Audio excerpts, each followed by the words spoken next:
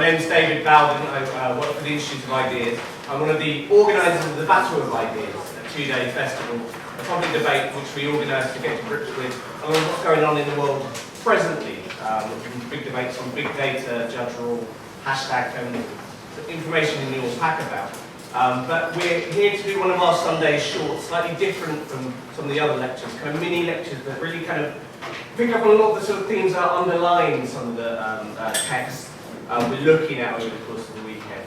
And on this one, for those that have been following the literature strand, because we've been looking at Sir Walter Scott's and Cervantes and Don Quixote, very much looked on sort of chivalry from a kind of couple of centuries later, sort of had their own attitude. Obviously later we've got lecturer Edmund Burke, who declared that the age of chivalry is dead after the revolutions in France and America. But to offer us a little bit of an insight into what chivalry actually was, we have Richard Swan. Richard's kind of a bit of an institution in his own right at the Academy for offering these short lectures. He's one of the Institute's many Exeter University English graduates, myself included, who specialised in medieval literature and the arts. Having spent a whole career teaching in secondary schools, he took early retirement to concentrate on writing and other major interests, such as badminton and wine drinking. He's very much a kind of activist for the medieval age. So I think without much further ado, I'll let Richard kick us off. Thank you, David. Thank you very, very much. Yes, I suggested the alternative was both going to death there or life in here, so congratulations on choosing life. Yeah, this is sort of, I see this as a kind of Star Wars thing. Barry Ive did sort of Don Quixote, A New Hope, yesterday. So I'm here to do the kind of prequel, sort of Revenge of the Sith, by looking at what came before that, which is a slightly backwards way to do the thing, but there we are. So what I'm hoping to do is two things, really. I want to present a thesis. Those of you who know me know that I can't have that tendency, with the hope that it's fairly light in tone, but nevertheless, hopefully, slightly shorter. To present a thesis to start with, and then just present a few texts, which hopefully many of you won't have come across, and therefore just a little insight. And I know from the past that some people have then gone away. I actually found somebody who actually went away last year and read Dante, which was encouraging. So hopefully there'll be a Okay, so we start with the thesis. Interestingly for James, this isn't my original thesis. If you look at the sort of front page of your song sheets, and apologies if you had to share, we are running out of those. Look at the front page there, there's a paragraph, and the top half of this is taken, as you'll see, in fact, from Larousse Encyclopedia of Byzantine Medieval Art. And it's that paragraph, labelled Realism versus Spirituality, which I have for decades sort of used as a kind of way into the Middle Ages, medieval thinking, medieval art, and therefore literature. And I think it works surprisingly well as a generalisation. The unity of the medieval world rested essentially on man's spiritual outlook. In Romanesque art, this spirituality was expressed in an almost abstract way by symbols in which religious doctrine was embodied. In Gothic art, it emanated from real life itself, through which the transcendental world was truly felt. In the end, man's preoccupation with physical detail stifled the spiritual impulse that prompted it. The Middle Ages and Gothic art came to an end at the moment when interest in material reality became mere curiosity or descriptive skill. It was no longer a means of expressing God's love of his creation. And as I say, I've long thought that's quite an interesting summation and a way of looking at it.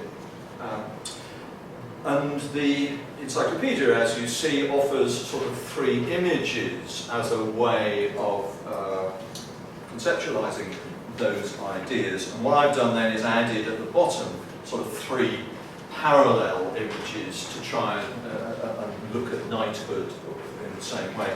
So the top left one, labeled 768 there, late Romanesque, about 1200, obviously a picture of the Virgin and Child. The child is shown symbolically in a cradle, which takes the form of an altar, curtains are drawn, the altar lamp suspended below. The disembodied heads suffice to conjure up the animals of the sacred story.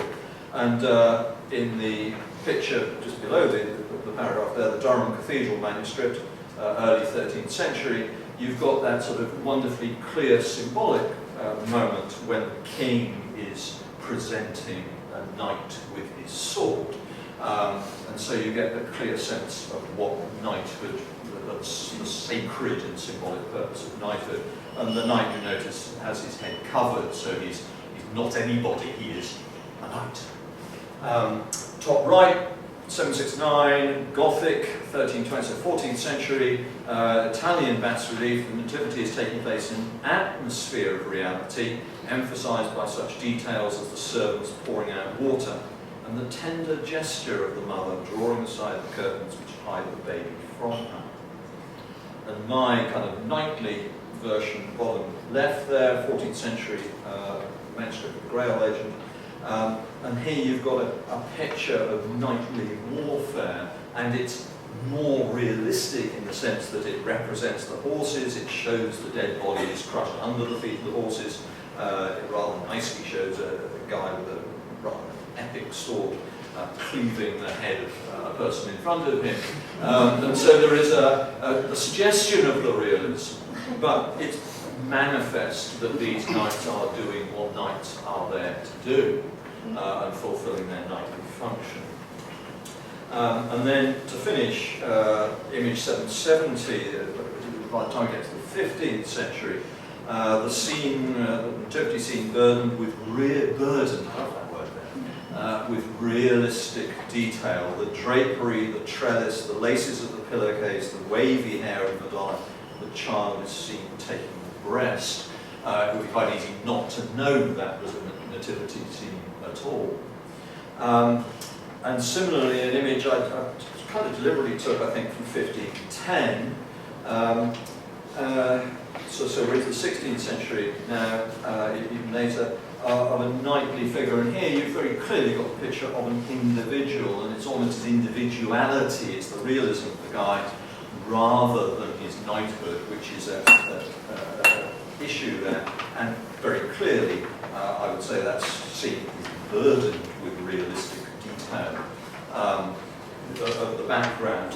Yes, you can still get to an interpretation of what it's about, but there is a clear shift in the way that the imagery is being presented. And so there's a kind of overarching theory, if you like, to take us through the Middle Ages. So if you turn over the sheet now, I've just put on the back there, firstly what I hope are a couple of very useful key concepts about knighthood, chivalry, and then just a very brief list of a few key works, some of which we're going to have spend a little time looking at. Okay, so the absolute core key concepts. One is this idea of medieval society, the key concept of the three estates. The society is made up of three groupings called the estates.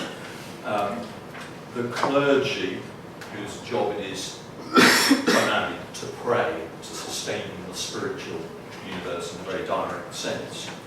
The nobility, what we're interested in, whose job is to maintain the kind of temporal fabric of the universe, but to do that within the context, obviously, of a spiritual occupation. And the commoners, those who labour, and those who uphold the temporal universe by their labour. We're today focusing on the centre group as nobility. So, knighthood, what does knighthood mean? Well, again, very kind of bedrock terms, we can bring it down, I think, to look at usefully as three duties. Duty to God. Yes, it's the clergy whose duty is to pray, but nobility equally, their primary duty is to God, to obey the will of God and God's will within the universe. That translates in their terms into duty to society. Their task, as a kind of subset of their duty to God, is to maintain order within the temporal universe. That is to mean to rule over society in a just and equitable way, and to form the highest level of government within society. And that is absolutely key and core to their role. The interesting one here, in a sense, is the third one, which I've expressed here as duty to women, because that's one that famously obviously comes up with ideas of courtly love. But that, in a sense, is broader than that. Their duty is, in fact, to protect the weak, the vulnerable, those who are threatened, as it were, as part of the good ordering and good functioning of society, is to protect those, if you like, who cannot protect themselves. Now, given the nature of medieval society, women who, on the whole, don't put on full armour and ride on horseback and kill people, come into one of the groups who are therefore vulnerable, who cannot defend themselves, and therefore require defence. And a knightly task and a knightly virtue is the protection of women, quite specifically. How that then translates into the whole courtly love tradition is not something I'm going to deal with this afternoon, because we've only got an hour altogether. Give me another 6 hours and we'll do it. If anyone wants to ask the question, the general prologue, which we'll return to a bit later, just features this lovely summation, really, I think. He loved chivalry, troth and honour, freedom and courtesy. That's his description of the knight in the general prologue. And it's pretty good. Chivalry, chivalry, horse riding originally, but the totality of the concepts of what belongs to knighthood. Troth, these are all difficult words actually to translate. Troth, the only way we still got it really is in the marriage ceremony of plighting one's troth, giving one's true, inalienable word that you will perform what you say.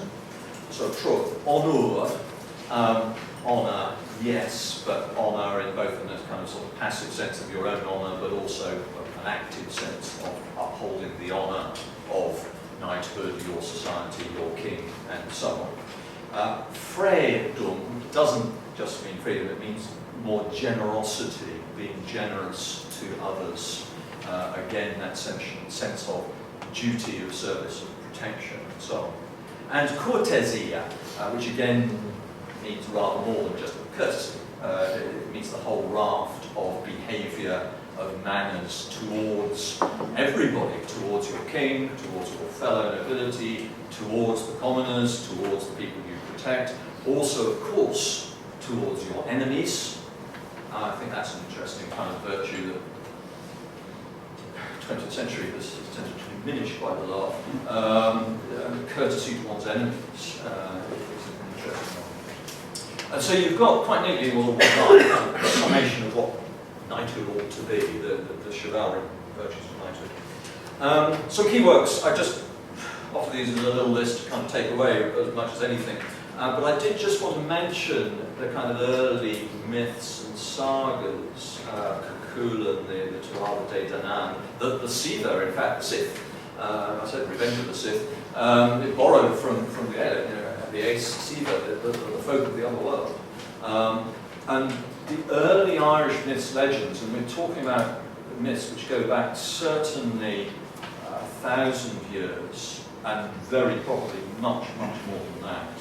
So by the time we get to the Middle Ages, a lot of the stories and legends that are picked up in medieval literature have been circulated and told and retold for centuries minimum, but quite possibly millennia. So these are ancient tales by the time they surface in literature in the Middle Ages. So I mention that merely as a kind of source area. And then the most famous of all the books, the Historia Regum Britanniae, the History of Kings of Britain by Geoffrey of Monmouth, which is the primary source in medieval English literature of all the Arthurian stuff, and a rattling good read in its own right, although I understand from historian friends not now taken to be very accurate history, particularly if it's about Arthur and Merlin It's an entire chapter on Merlin in that book. And then we come on now to the actual literature. Those of you who know me of old, those who were particularly here last year, when I was talking very, very strongly about the oral tradition, oral culture, will know that to me, you know, any written stuff is kind of pretty late on and pretty sort of end of season, really. It's stories that just happen often to have got written down at some point, but which have commonly existed in all forms and all traditions, as I say, going back through whole periods of time. But nevertheless, clearly by the 11th, 12th, later centuries, there was more and more tendency to scribe these things. And so we start getting the written versions, which is what we now depend upon. The earliest ones we're going to mention, we're going to mention the first two writers here, La Chanson de Roland. 11th century work, I'll deal with it again in a moment, so I'll go say more about that. Then, crucially, the writings of Chrétien de Troyes, 12th century French writer. He's the guy who, we would now say, invents Lancelot. You know, his poem Lancelot is the first appearance of Lancelot in Western literature. It's manifestly clear that Chrétien didn't invent it. You know, it's the Lancelot story that's been going for centuries. But his is the first one where it gets written down. And I mentioned, just because of the Don Quixote connection, El Canto del Niño Cid, El Cid, the Spanish equivalent of La Chanson de Roland, and the beginning of the entire Iberian corpus of romance and literature, which leads forward to Don Quixote several hundred years later. I'm not going to talk, I'm going to bypass again this afternoon almost completely the entire Arthurian corpus, because that is vast and huge and pan-European and will take us forever. I merely therefore mention the so-called Vulgate cycle, the prose French cycle, which is the best known rendition of most of the major Arthurian stuff, which then is picked up by Thomas Malory in Le Morte Arthur, again, centuries later. So if you like, you can see the kind of the 11th, 12th century stuff as our kind of Romanesque version of the knighthood, then the transitional phase, then we come to what we might call the Gothic period, 14th century, and the key works here, Sir Gawain the Green Knight, yay! We'll come back to him. Chaucer, you may have heard of, and Amadis de Gaula, Amadis of Gaul, the great popular work Barry was talking about yesterday. Although it actually is not printed until 1510, I think it is, again, the first printed version is derived from much earlier versions, going back at least into the 14th century. Then in English, at least, we get the Malory rendition, and then, interestingly, Don Quixote. I put it there quite deliberately in 1605 and 1615, for those of you who are in literature stand remember this. And the point obviously I want to make about that is that by the time we get to Don Quixote, we are at the end of the literary tradition, which has gone back, well, 500 years in written terms, but many, many more centuries in oral culture. So that's just a very brief, and I mean it's a takeaway one, so you don't have to think, because obviously it's a Sunday afternoon, nobody wants to think. So it's a takeaway one, sort of rather like a big pack, to go and chew later in your own time. The remainder of our time, and I'm going to just go through this in a few minutes to leave some space to talk, but the remainder of your pack then is just a few samples, again, just to give you a flavour. And hopefully, in some cases, to go away and go, oh, that's quite interesting. Well, just what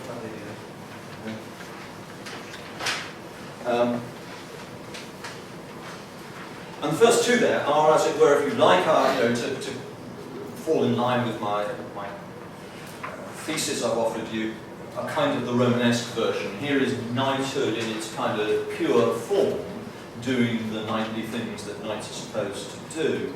The first little passage is taken from La Chanson de Roland, Roland or Orlando, call it what you will, or Roland in the original. Roland we would call him, I think, now. Charlemagne's rearguard at the Battle of Roncevaux in 778. So this is historical literature. Talk about historical novels. Here, if you like, is a historical novel. Okay, in verse, but there you go. Here's a historical work, or pseudo-historical work, recording the events of the Battle of Roncevaux, 778, and the feats of Charlemagne's rearguard, led by Roland and his friend Oliver. And there's just a little passage here. I can't easily read it to you in the original, but if you just look at the translation, it will be manifest what you've got here. You know, the Count of Roland, he canters through the field, holds Durandal, named sword. He can well thrust and wield. Great damage he's done to the Saracens. You'd seen them one on another dead in heaps through all that place. Their blood was flowing clear. In blood his arms were, and his hauberk steeped, and bloodied o'er shoulders and neck his steed. And it just gives me that rather like my image of a Romanesque knight. There is the kind of perfect image of God's knight doing what God's knight should be doing. Obviously, chopping Saracens to bits. They are the mortal and immortal enemy of a Christian society, and so he is fulfilling his Christian duty in absolute terms there with his trusty named sword. And so there you have, if you like, one perfect image of medieval knighthood. Beneath that you get an interesting encounter between two knights. This is from one of Chrétien de Troyes' works. This is called Yvain. In a very technical sense, Yvain also was a historical figure. He's a guy called Owain back in the 6th century, but ignore that really. By now he's been transmuted into something else.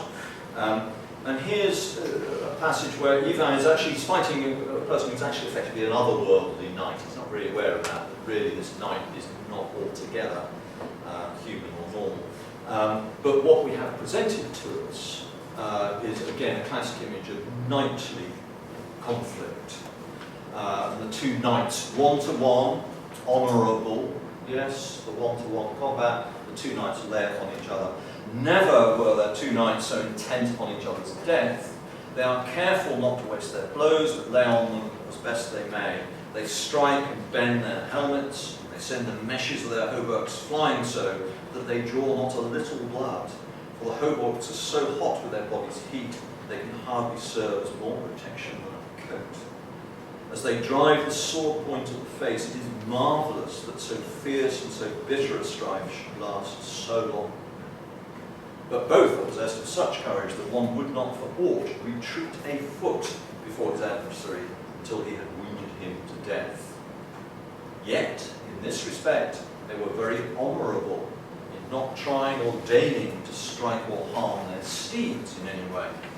But they sat astride their steeds without putting foot to earth, which made the fight more elegant. Plus belle in the original there. I just love that. Absolutely love that idea that here are these two guys intent on killing each other, sort of extreme prejudice kind of killing. They are going to be seriously dead if possible, but honourably and preferably elegant. I like that. I like that a lot. But again, you've got knights doing what knights should be doing. Yeah. Okay. Just skip past the Chaucer for a moment. Okay. And onto the final page there, you've got that lovely passage from Gowing the Green Knight. Those of you who know me will know my obsession with Gowing the Green Knight. Gowing the Green Knight is the single greatest poem in the English language. It would contend with the honours of being the greatest single work of literature in the English language. Although those of you who want to come out from nightly combat about Hamlet, we can do that a little later if you want. But certainly I would argue that the greatest single poem in the English language is Sir Gawain the Green Knight. I've read passages from it before, with snippets in the last couple of years. Here's a different one. Yeah? For any of you who follow the Gulf, you'll enjoy this one. Because this is a description of Gawain, very, very 7-second summation of Gawain for those who don't know it. Gawain, all Arthur's knights, they're having a Christmas party, lots of booze flowing, and a knight rides into the Arthur's court. The weird thing about the knight is, one, that he is himself entirely green. His skin's green, his armour's green, his hair's green, and his horse is green. So he's generally known as the Green Knight. And he challenges Arthur's court. He says, I've got a good Christmas game. He says, if one of you will chop off my head, we'll have a bet. One of you chop off my head, and then I'll chop off his head. And they get a bit worried about this, but eventually Gawain says, look, no, it can't really go wrong, can it? Can't really be a problem, because I'm going to chop it first. So he chops the Green Knight's head off, which is good. It's a lovely description of it rolling on the floor. And then the Green Knight picks up his head and gets back on his horse, holds out his head, and the head says, that was good, I enjoyed that. Now for the other part. I'll give you a year and a day, traditional fairy tale stuff, I'll give you a year and a day. In a year and a day's time, come and find me at the Green Chapel and take return blood. And he rides off, and so they go back to having a Christmas party and so on, a little more soberly than before. And after a year, of course, Gawain has to, because he's a knight, virtuous, duty, truth, all that, courtesy, all that, has to go off and find the Green Chapel and get his head chopped off. And of course, he is slightly worried about this, because he points out to Arthur, as he's setting up, he says, there's a slight problem here, because I can't put my head back when after it's chopped off, so I'm going to die. But nevertheless, it's my duty off, okay. And so off he goes, and this is the description of him riding off, and in my sort of thesis of what it means to be Gothic, this is, I think, it. Nu rides this rank through the realm of Logos, Sir Gawain on God's harbour, that him no goment thought. Off loadless alone he lingers on Nictus, there he fonds not him before the far that he licked. Had he no fair but his full be freeders and dooners, no gone but God begat with to come.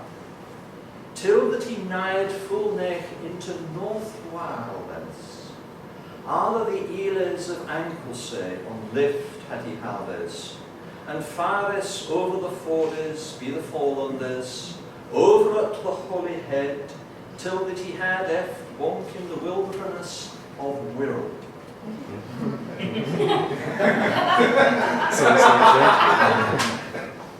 Won it there but lit, that o'er the god or the gone with good heart loved. And I he frained as he fared at Freckes that he met, if they had heard any carp of a knicht grain, in any grunder thereabout of the grain a chapel. And I'll nicked him with nigh, that never in here lever, they sought no and no sage, that was of such huis of green. And to me, this is, it's just a beautiful, Gothic moment. This is set against a real landscape. The Wirral, where lived very few people who loved God, and one golf course. But it's a superbly naturalistic description of a guy riding off through the wilderness of England.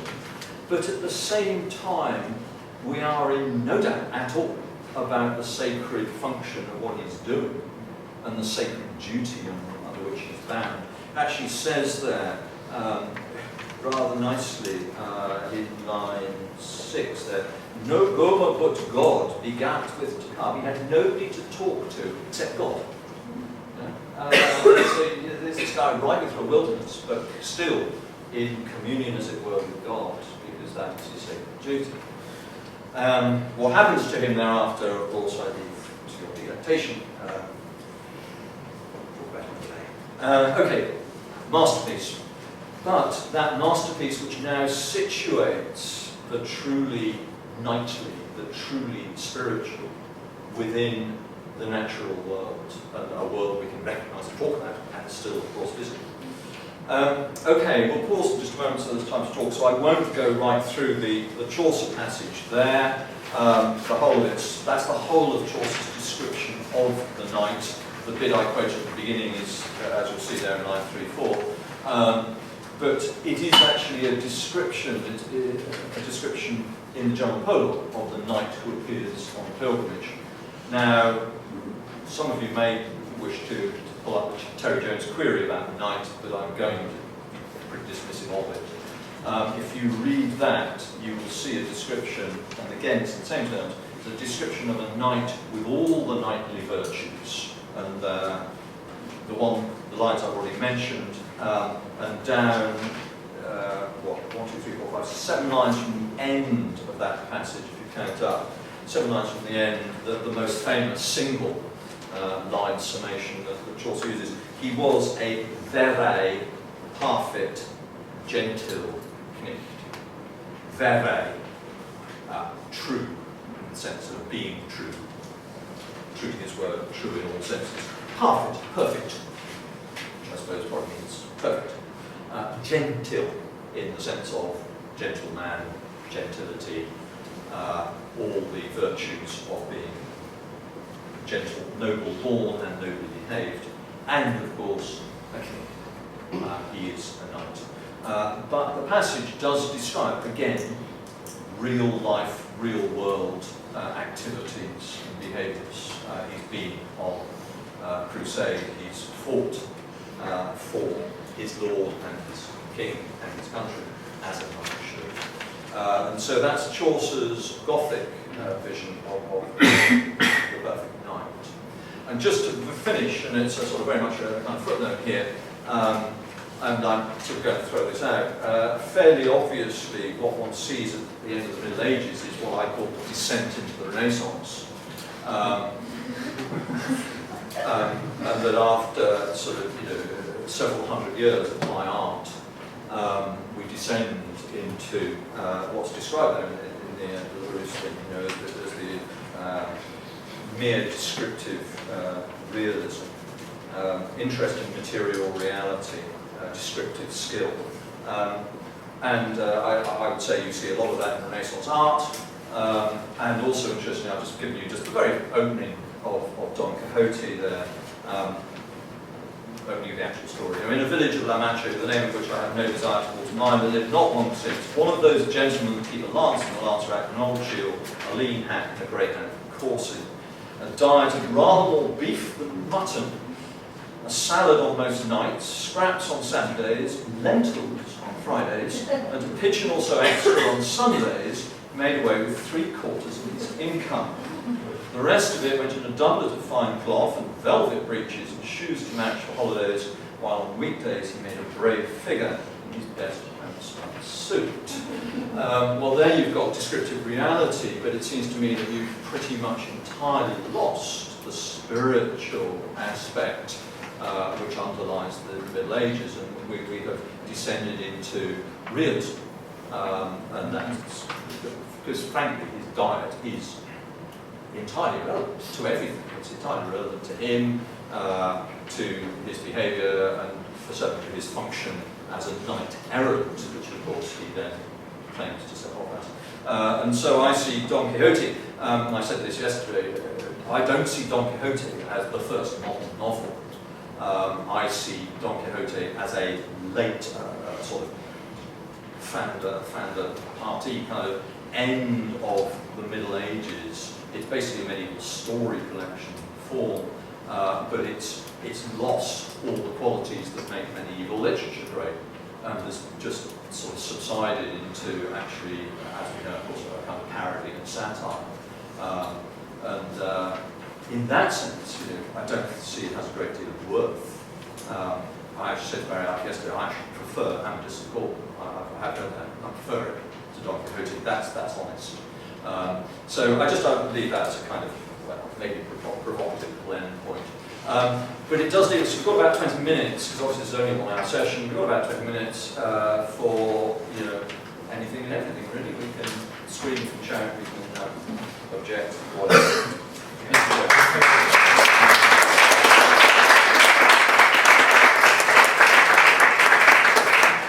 Richard once again reminding us that he doesn't have much time for material reality. How I often think of it. But anyway, okay, so I'll try and take a round of questions. So I'll take Angus, Luke, and I'll take you, Jennifer. Well, can I come straight in with the predictable sort of challenge? Rather than seeing it as a descent into reality, I see that movement as an ascent up into ideality and out of the all too real, miry, bloody reality in the Middle Ages that you've described. But I think it's really interesting to see such a different way of doing it, to compare the two ways of thinking about it.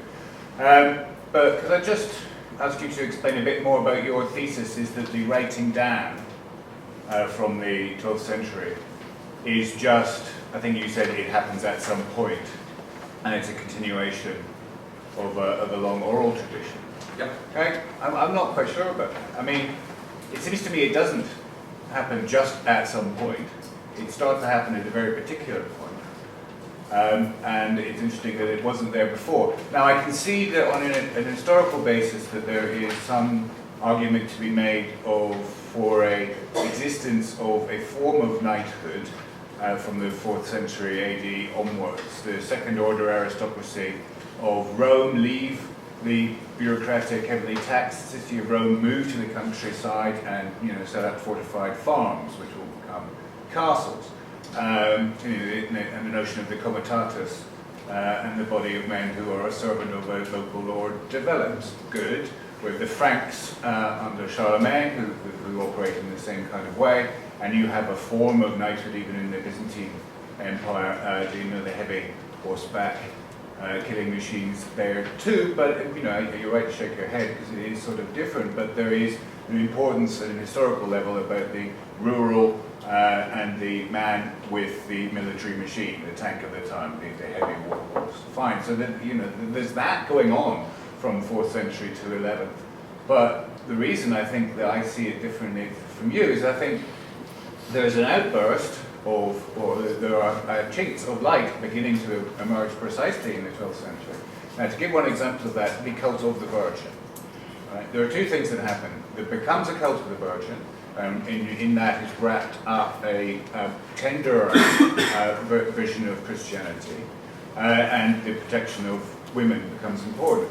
But also in the imagery and representation of Christ himself, who used to be a square shouldered man with a beard in a very Greco-Roman fashion as he's represented before the 11th century, becomes, and this is in the chapel at Aix-en-Chapelle, in Charlemagne, he becomes a man who's crucified, he's in an agony. So at the same time you have the cult of the Virgin, and you have this very, very different representation of Christ, who's no longer a warrior, interestingly. He's a broken man on a cross. He was, before that, portrayed in as I say, a very kind of Romanesque way. So that's my sort of counter thesis. I'll take the third one and I'll take you. Try and get as many people as possible. I've just got a short question, really. The term chivalry, when I read the general prologue extracted included, I read those lines as a list. So, world, love, chivalry, truth, honour, freedom, and all courtesy. Yep. So, and also the title of the talk suggests that there is some movement in the meaning of chivalry over time. So from something to something else. So could you just expand a little bit more about what chivalry means? Given the basic nature of my question, I wish you'd taken me first rather than on purpose. But anyway, I just wanted to ask about, you talked about the name sword at the beginning of the first Romanesque description. Obviously the sword seems to be a very important thing, but it is, would you say that's a symbol of Romanesque, and that the naming of the sword becomes something that is done less as it moves into more Gothic and descends or uplifts to whatever happens at the end? Okay, I'll take you in the red and then a couple behind Joyce. Mine's just a quick historical question, really. So the third duty is duty to women. I was just wondering if you could also say whether that was kind of not explicitly just about women, but more applied to a category of vulnerable people in society as a whole, and whether therefore knights took it upon themselves to sort of take on some kind of duty towards, for example, orphans or the elderly or the destitute. That's two behind. Jesse, then we'll give Richard a chance to come back after Jesse, and then I'll go back out. Yeah. In relation about virtues and more overall theme of this conference about morality, I wonder if there is a central essence to the virtue of knighthood or chivalry, and given the fact it's changing over time as you indicated, I wonder whether or not we could conceive of a knightly virtue in contemporary society without, for example, a duty to God, or is that something that's just essential to knighthood? Contemporary is in our society. Yes. This might be a fairly obvious question, but I'm not very well versed in art, so apologies if it is. But I quite like the whole kind of how you track the change in detail in paintings throughout time, and I was trying to link that to kind of more of a materialistic society.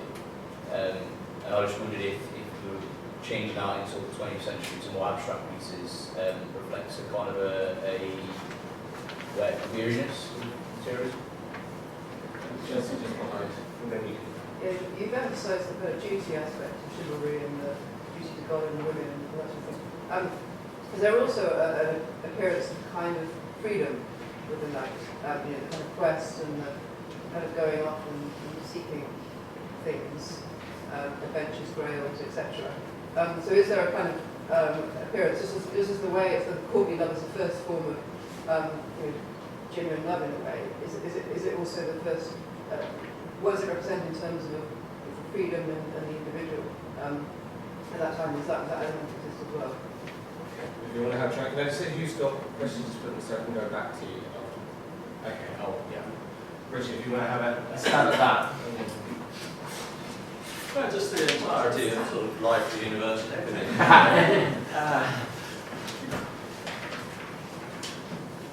Clearly, Angus, a proper reply is going to occupy us over dinner until about 1 a.m. Serve you right. Which is fine. Absolutely happy with that. Can we do it in a year and a day? See, I've won already. No, the only thing I think I specifically want to pick up, particularly at the moment, is, and it actually does link into the question about chivalry. Chivalry is, I think, a rather more specific medieval term, using medieval here in the sort of 1000 to 1500 period rather than the longer medieval period. I entirely take your points about the establishment of comitatus and so on and so forth during the hundreds, the post-4th century and so on. But the ideals that we're associating with chivalry here were very much a development, and primarily, in fact, it was Charlemagnic.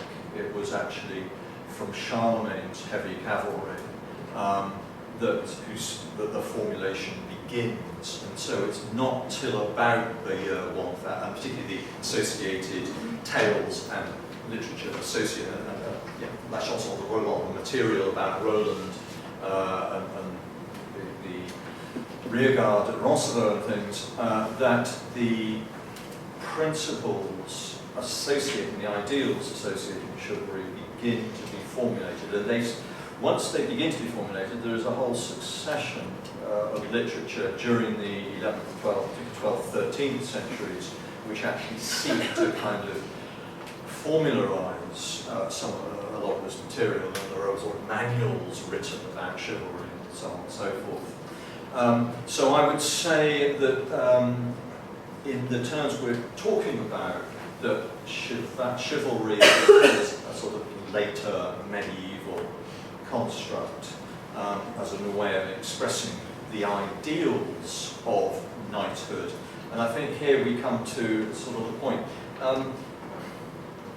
Interestingly, when I put that title Chivalry from Roland to Quixote, I wasn't particularly thinking of a change in what the principles should be, the ideals of knighthood should be. I was actually thinking in terms of the artistic and literary representation of chivalry and the way that the art and the literature change in form over time. And so, and I think I'd stick by that, because I think Chaucer's description of the chivalric values is equally true of La Chanson de Roland and Chrétien and Gawain and Chaucer.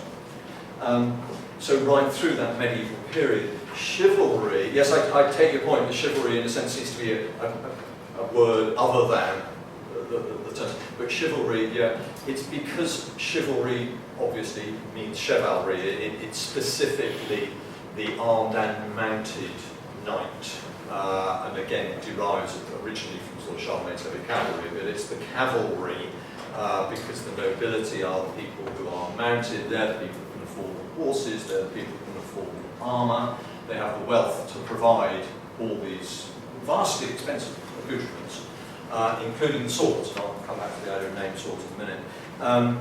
So, firstly, I think the ideals of chivalry remain pretty constant throughout the medieval period. And the other thing I'd say, yes, Angus, clearly the Middle Ages is a time of brutality, bloodshed and so on, like pretty much every other century before or since. I don't think there's any difference at all there. But what we actually have here is a kind of cultural expression of an ideal. Yeah, actually, knights on the battlefield beat the shit out of each other and trampled each other to death and trod each other over their hooves, and dads didn't take care to behave so that it was elegant. But the ideal to which we aspire, I think, is legitimate still. We can still aspire to an ideal, even if the reality doesn't always match it. And I think I'd like to pick up at that point, which I can't even begin to sort of suggest about the 20th century. I've got 5 hours to talk about the 20th century. But what you do with abstract art, I think I'd have to go elsewhere for a bit. But certainly, could we have a contemporary concept of knighthood and chivalry? I did actually think, yes, we damn well could, and yes, we damn well should. And I actually think it's about time we got back to one. We don't need, okay, we may have got rid of God, we may have removed the first underpinning. And interestingly, what we were talking about just before lunch in the plenary about Smith, the fact that Smith tries to now build a kind of morality where you take out the normative foundation of a God-given morality. And we obviously have the same thing now in the 20th, 21st century, is that we're not going to sort of take that basis that they were given here. But if you take the rest of it, if you don't just take out the middle, I mean, concepts of service, duty, responsibility, I don't think these are bad things.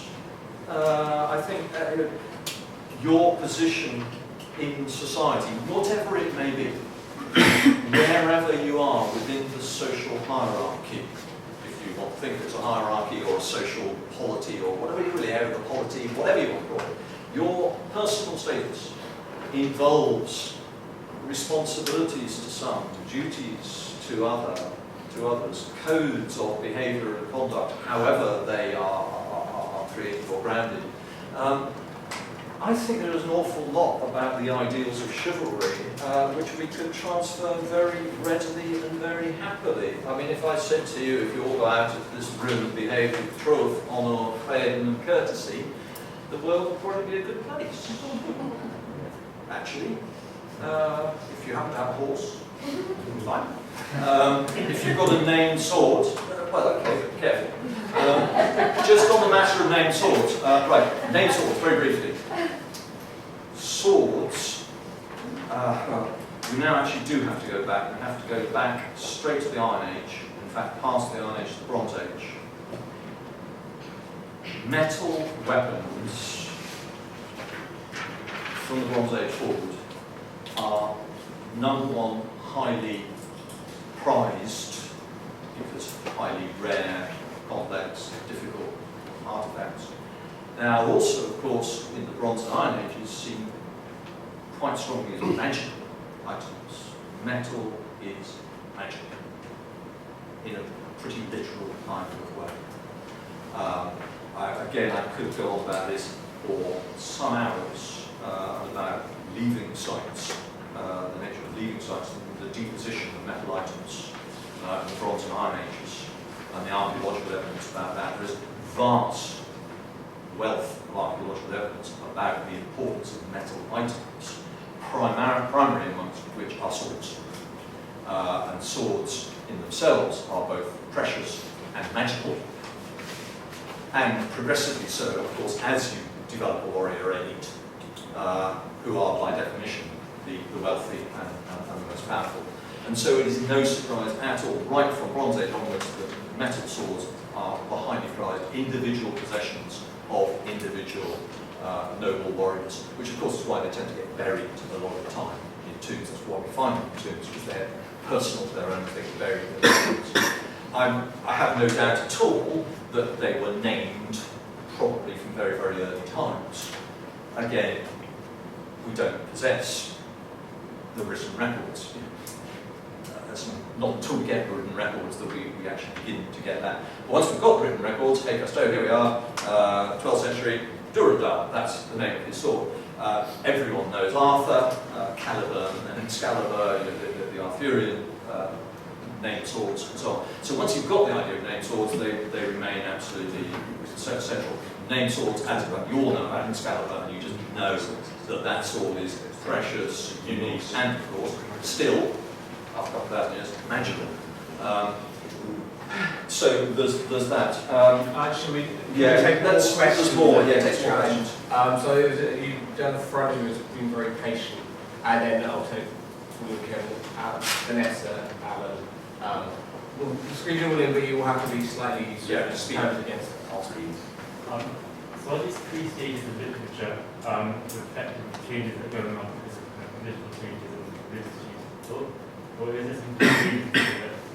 So can you just say the last bit again? Well, basically, are the writers behind these texts creating new thought about chivalry, or are they just representing changes that are going on?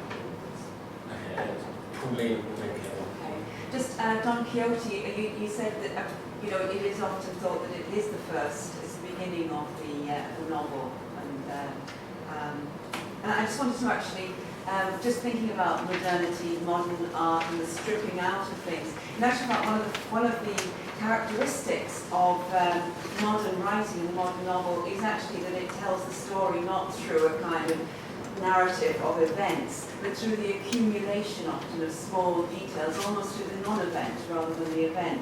And so when you sort of arrive in the 20th century and you have whole novels which are actually about what people ate for their breakfast and where they may meander through a day, and it's almost a non-event rather than a series of events. And that is a departure from the stories, the ballads that tell the tale of something and have a clear kind of Yeah, it's a comment with a question, I suppose, within it.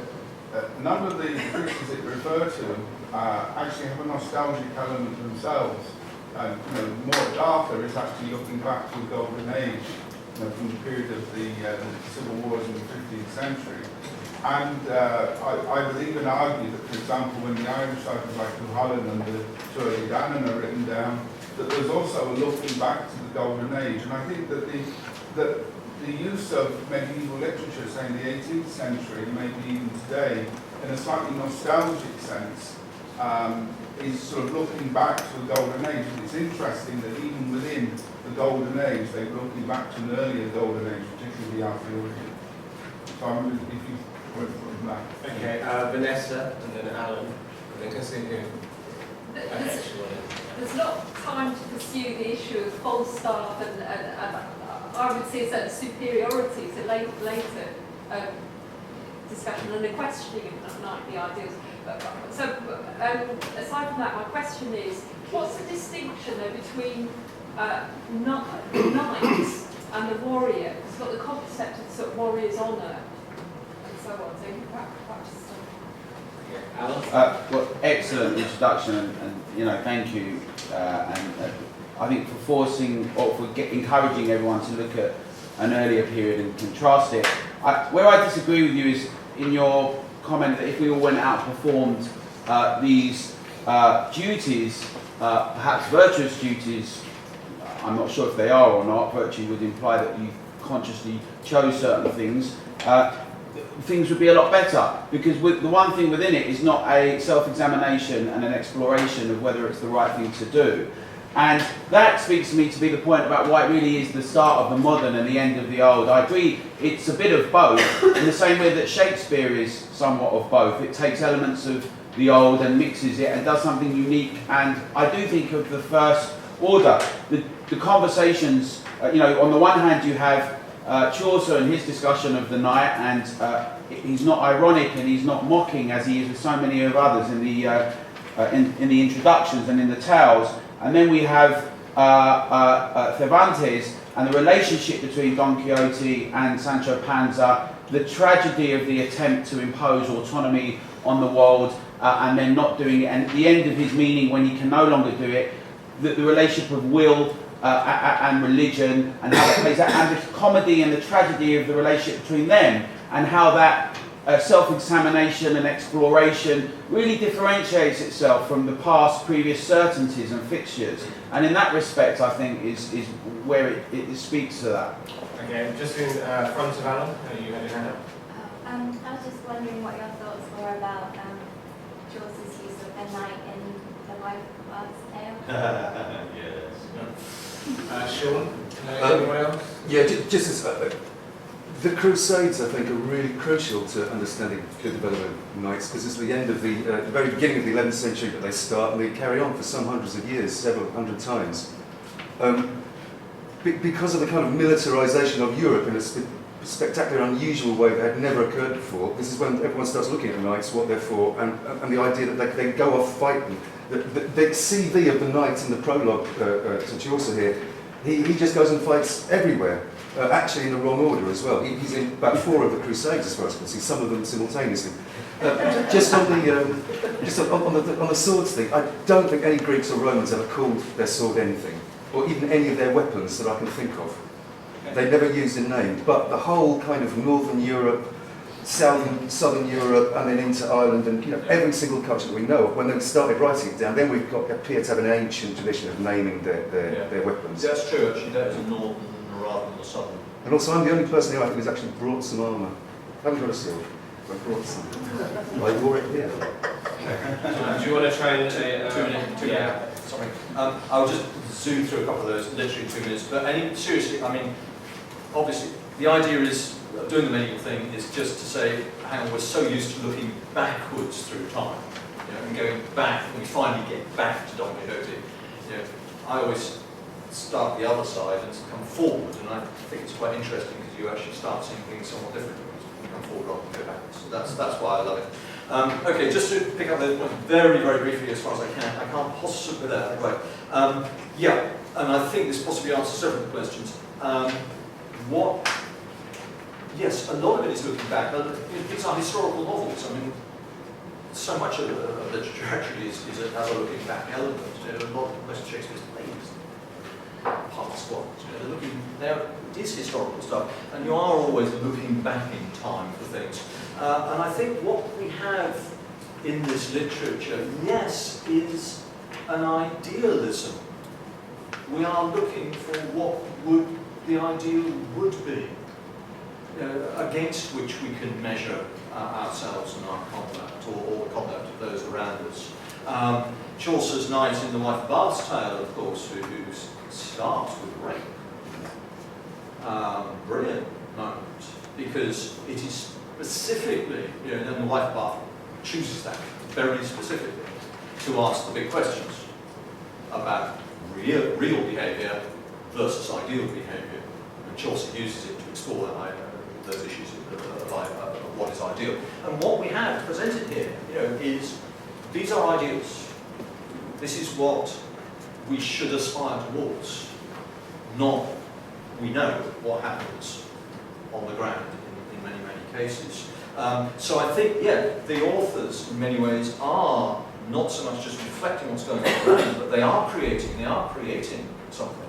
They're a bit like Walter Scott in a way, so he's creating a vision, which is then picked up and to which some people then give allegiance and aspire to serve. So all looking back and so on and so forth. And that, that's, I think, just about covers it, because I can't possibly deal with the development of the model in the 19th and 20th century. What I've hoped to present, firstly, as I say, is just a few texts, which are goodies. They're interesting. Do feel free to go and look, talk to me about it if you want. And this idea that in the Middle Ages you've got something quite interesting going on, some ideals presented, which then, the world shifts and changes on its axis and all sorts of things happen in the succeeding centuries. But without seeing what goes on in the Middle Ages, I don't think we have a full and complete picture of what happens afterwards.